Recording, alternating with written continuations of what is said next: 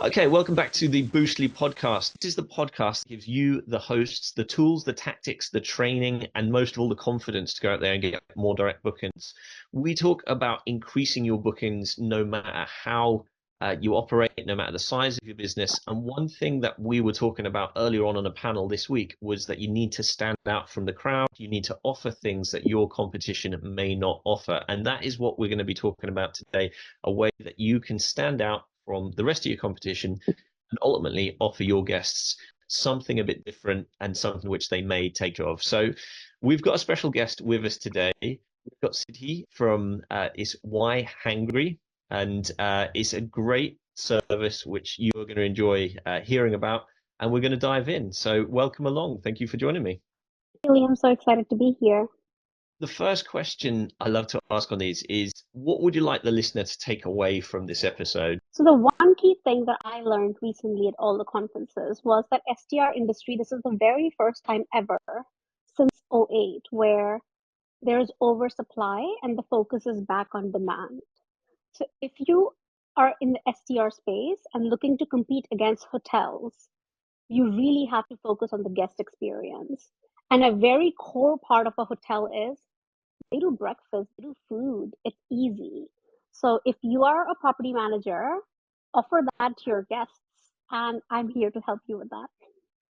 Awesome. This feels like a great segue into, tell us about Yhangry. How did it come about and what is the service and why is it important to you? There's Of quite a few course, questions there.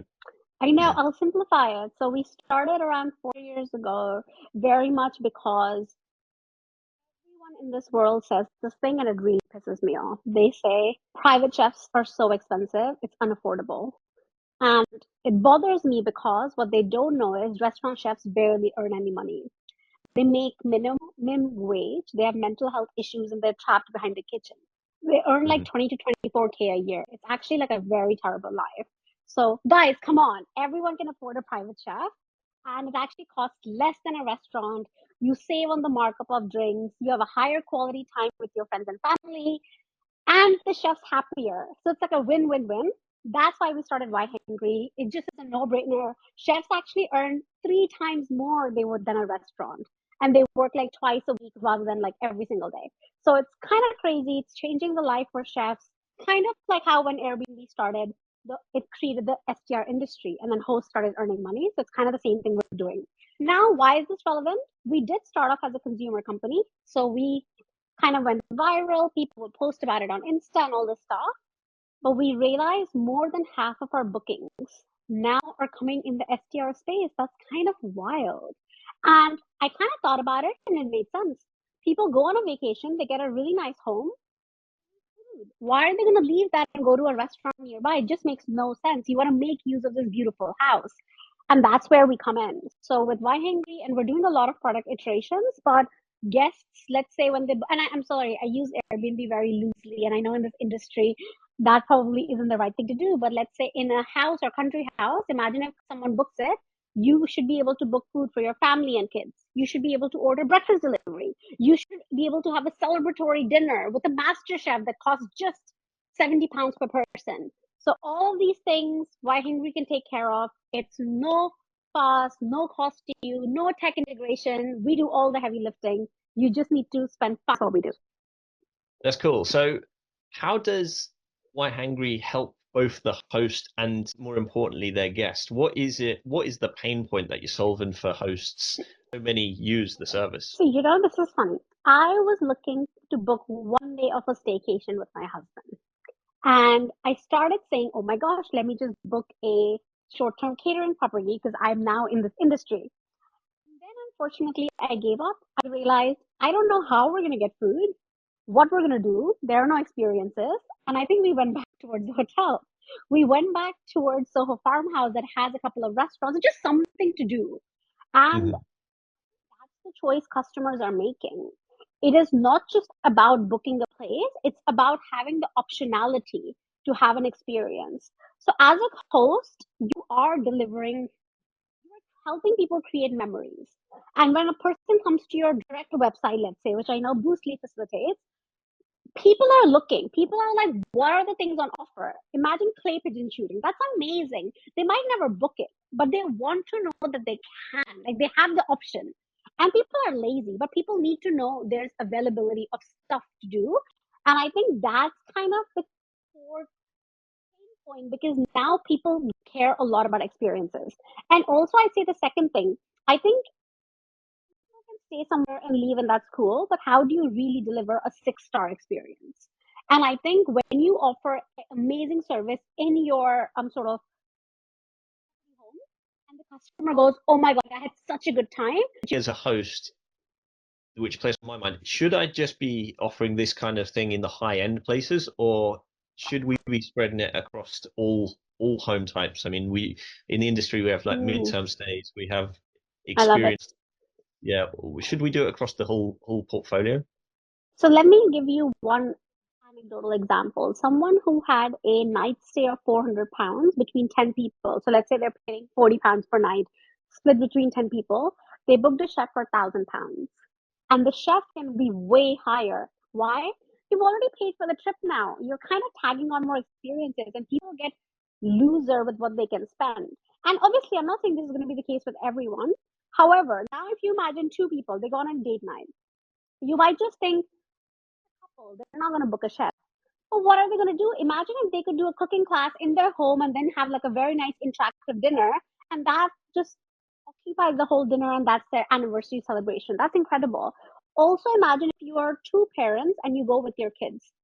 This is your holiday, yet you have to now hunt for food cooked. What if you could just have some delivery and it costs like 150 pounds for have food delivered for the whole day for you, your husband, for your kids? So I think we have something at a lot of price ranges and we're making our product better by the day. But this is not an exclusive product. Like I said, people think private chefs are so expensive. It really is the same cost as restaurant delivery sometimes and a restaurant.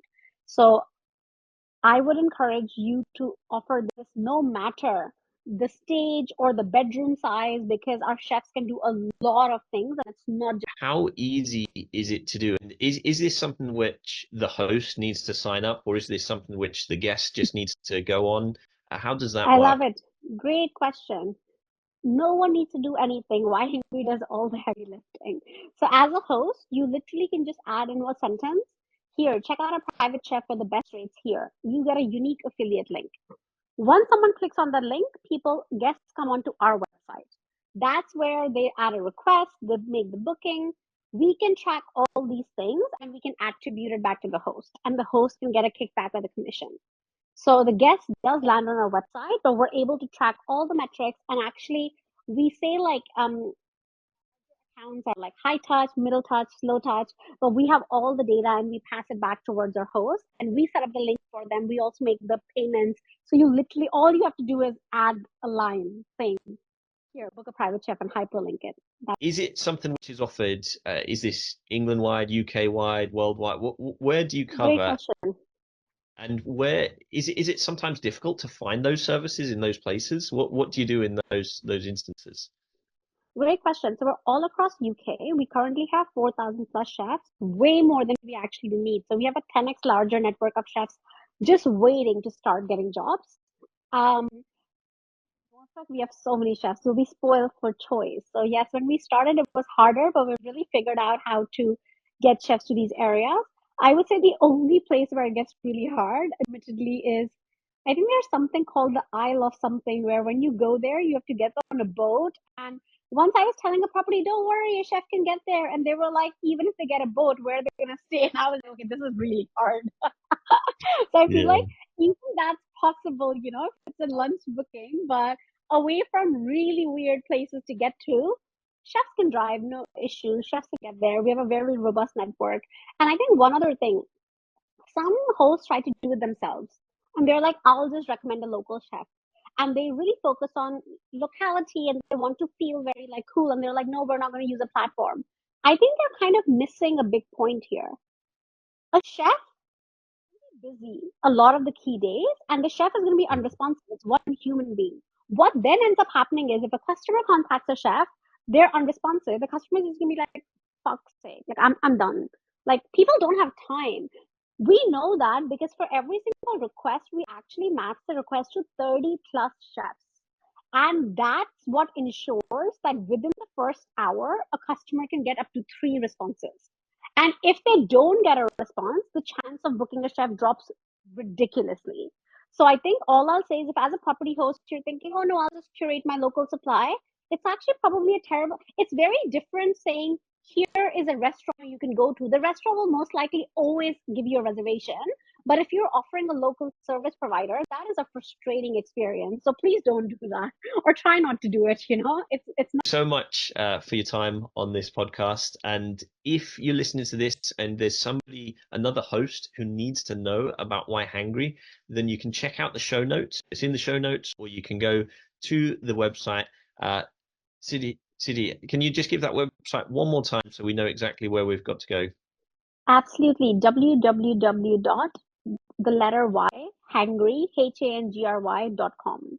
So just type in Yhangry or just type in UK's #1 private chef Dragon's Den and the first link will be us. Awesome. I love it. Thank you so much for your time. And we look forward to seeing where Yhangry is. And hopefully we can have you back on in years to come as it grows. And if you're a host, capitalize on this now. The reason this is happening on the Boostly podcast and why we're talking to you as a host about this is you should be signing up. You should be looking to do this because your competition won't be doing it. And that is exactly why you should do it now before it becomes the mainstream. And you can capitalize on it. So thank you very much for listening. We'll see you on the next podcast. Having a blast, gonna get it on the Boostly podcast. Boostly like Bruce Lee, cause it's so hard and the T is loose leaf.